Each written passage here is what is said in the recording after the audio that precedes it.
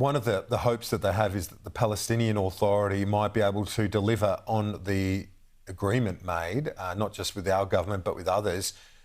But I did speak to the Foreign Minister and put to her the fact that the Palestinian Authority has very little credibility, particularly with their own people.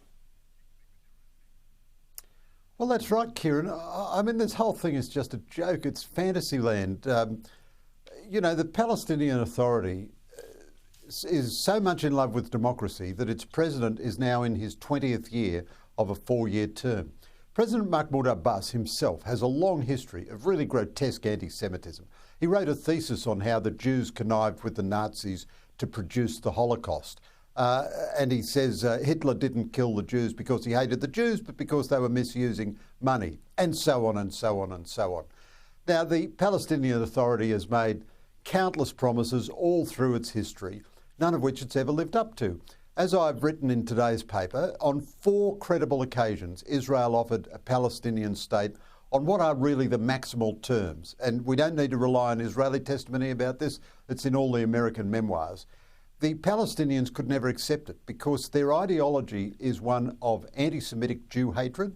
It's one of complete refusal to accept the legitimacy of a Jewish state in the middle of the Middle East. And they invent reasons then for not accepting it. Like they say, everyone who is any blood relative of anyone who ever lived in Israel in history has a right to resettle in Israel proper. Well, that's about 7 million people. Well, that's just a joke. Nobody would expect that that could happen. And for most of the last 10 years, it's been the Palestinian Authority which has refused to negotiate with the Israelis. So the idea that in this sort of first-year arts undergraduate way, Albanese has discovered the solution, yippee, let's reform the Palestinian Authority, and then all the problems of the Middle East go away. It's truly pathetic.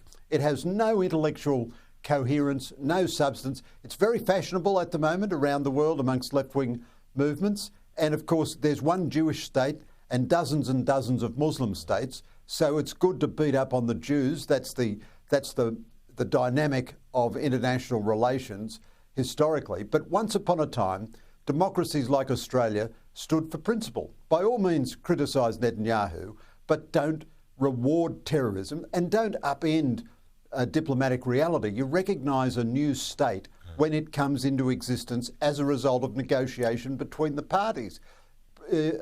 Premature recognition is just a gesture. Why not recognise the Tibetan government in exile? They've got much more legitimacy than the Palestinian Authority, but of course we're never going to do anything which annoys China like that. This is really futile gesture politics with no expectation on anyone's part that it will have any beneficial effect for any Palestinian or any Israeli, but it will, as you know, let me plug one of our competitors, as Phil Curry wrote in the Financial Review today. It won't do anything for the Middle East, but it does pacify the Labor Party.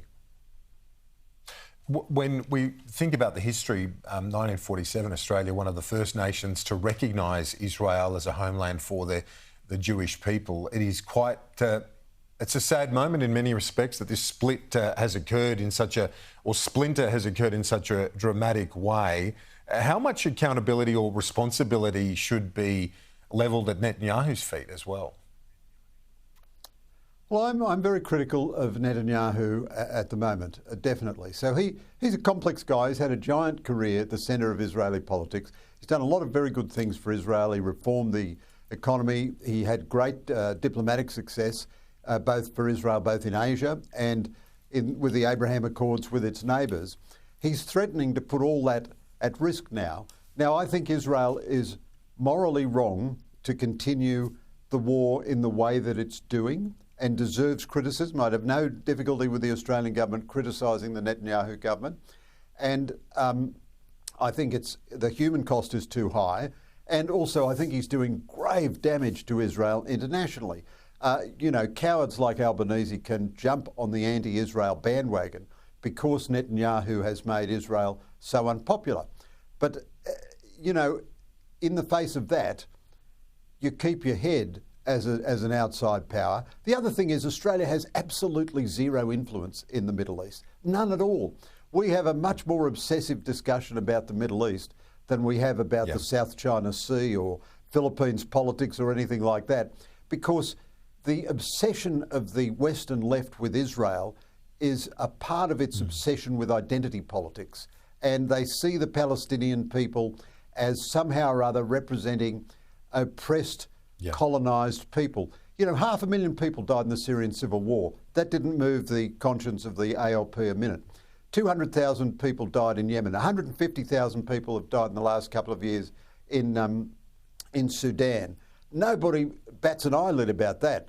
But when there's something you can abuse Israel for, that excites the Western left tremendously. So yes, I agree. Netanyahu, in my view, is gravely at fault now and deserves criticism.